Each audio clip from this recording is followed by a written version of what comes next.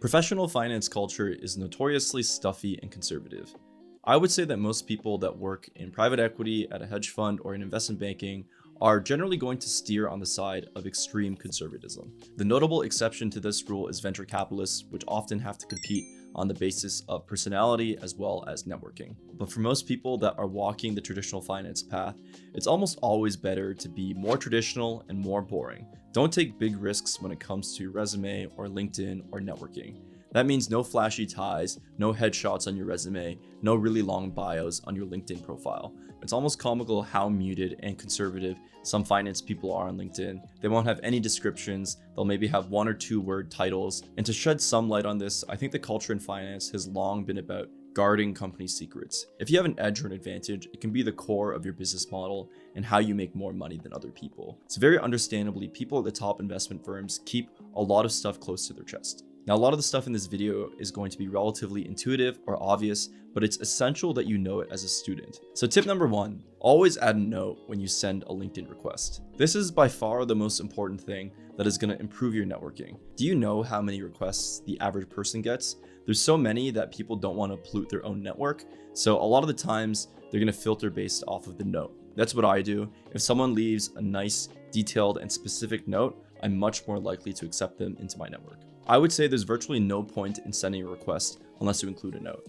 Because even if they accept you, they'll know virtually nothing about you, you'll have no communication, and I think they'll be much less willing to give you a chance or a conversation. Here are a couple of examples that I responded well to and accepted on LinkedIn. One person was like, "Hey Matt, my name is blank, and I'm currently a first-year business student looking to break into the investment banking industry.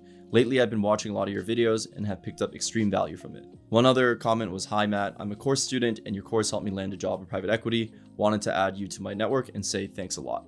These notes aren't even very distinctive, but it's so much better than the competition if you don't include anything. Just like cold emails and all basic human interaction, you want to be more specific if possible. So I would just quickly look up that person, look up their company, look up what team they're on, and see if they've done any deals lately or if anything has kind of happened in their sphere of the world. And really, you're just trying to figure out if anything notable has happened in their life that you can comment on. Here are some potential ideas you can work with. Has their company announced a deal recently?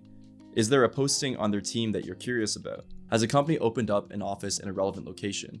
Is there a relevant industry trend that might be worth mentioning or a conference that is upcoming? I also realized I definitely have a soft spot for people who went to my high school and who are on the same clubs as me. So if you happen to find someone in that category, definitely at least mention it somewhere in your note. The next most important thing that when you ask a question, you want to ask an easy and specific one.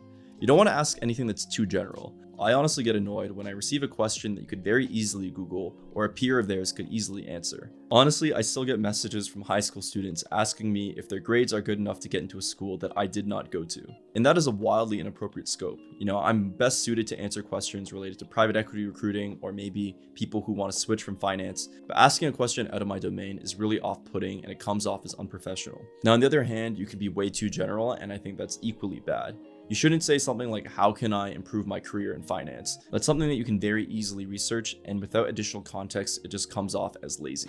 Next tip is easy. Include your email in your LinkedIn bio. Especially as you get older, headhunters are going to reach out to you, and they're going to want to find your email. So just have it somewhere on your bio.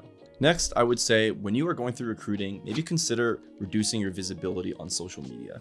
Yes, all your employers and the people interviewing you will Google you and they'll look for you on social media. Employers will check your LinkedIn and your Facebook and your Instagram to see that you are a relatively normal person and that there's no red flags. So if you do have red flags and you are not a normal person, just make everything private. Try to do your own scrape. Search yourself from someone else's computer to see what shows up and make sure that you're comfortable with it. I definitely know people who were passed on a first round interview or who ultimately didn't get the offer because of something weird they had on their social media page. So in this day and age, you just have to be aware of it. Now, the next tip I would actually say is probably the most important when it comes to LinkedIn in finance. You want to have relatively minimalist descriptions. You'll see that a lot of people in the industry actually have relatively conservative job descriptions. It might be 5 to 7 words describing what they invest in or the field that they are currently in. For example, for me, I have technology private equity, I have media and communications private equity, and that's it. There's not much more detail. I don't know when this became a thing, but it definitely is a thing. If you look at a lot of my peers,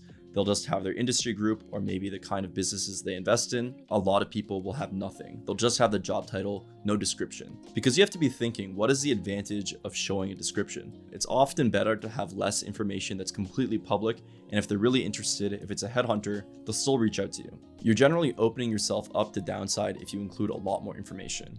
I would say the extent of what people seen is maybe they'll include the list of portfolio companies that they worked with, or maybe all of the companies they're invested in.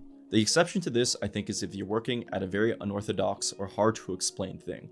For example, if you're starting a small business or if you are doing a startup, you might want 1 or 2 lines explaining what the business does. A path I've seen a lot in tech is if you work at a lot of startups, they'll just include kind of the website link to the product or project they're working on. Relatedly, I think if you're in junior or mid-level finance, you probably don't want a biography. It's something that you could have, but I would say most people don't have it. Again, it's the whole idea of exposing yourself to more risk. Now, when it comes to titles, I also believe in minimalist titles. This, again, I don't think is where you want to flex your creativity. One thing you can do is add the job function in your title. So calling yourself a private equity associate or investment banking associate, I think is acceptable and helps you distinguish from people who are potentially on other teams. And the last thing to do, and it's very easy, is have a reasonably clear photo. And what I mean by this is you should be wearing formal clothes, you should have a clear background, you should be smiling, and it should be taken with a decent camera. A phone camera will do. It's such an easy thing to do, but so many people will have selfies or really poorly cropped photos, or they won't be wearing nice clothes. So really just put your best foot forward. You only need one picture, and that's all you have to be. And this is very low-hanging fruit. It's very easy to take a nice photo, and it just adds a lot more validity to your profile. So that's pretty much it to cover the absolute basics. Again, the most important things are include a note when you reach out and have minimalist information on your profile. That's really all there is to it. Now, I know you might be tempted to think outside the box and do something crazy. I'm just trying to tell you that finance is really not a great field to do this. It's much more about conservatism and following the rules, and that's what I would recommend to most people. So hopefully this was a good overview for you. If you'd like to learn more about the basics, we have a great valuation and finance starter kit on our website. That course is going to teach you how to do financial modeling as well as how to build a stock pitch. So thanks for watching, and I'll see you in the next one.